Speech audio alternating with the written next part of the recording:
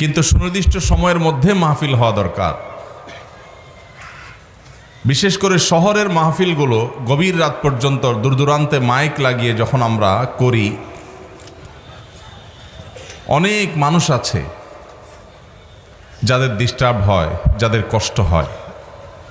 তারা হয়তো দিনই মাহফিল দেখে কিছু বলতে পারে না।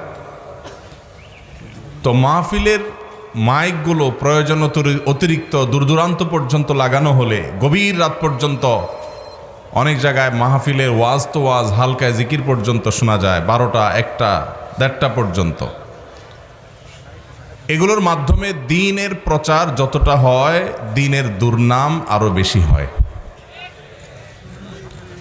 তো এই মাহফিলটির একটা আদর্শ দিক হলো সে গভীর রাত পর্যন্ত না হওয়ার ইঙ্গিত এখানে পোস্টারে আমাদের মুরব্বীরা দিয়ে দিয়েছেন, জাযাকুমুল্লাহু খায়রা।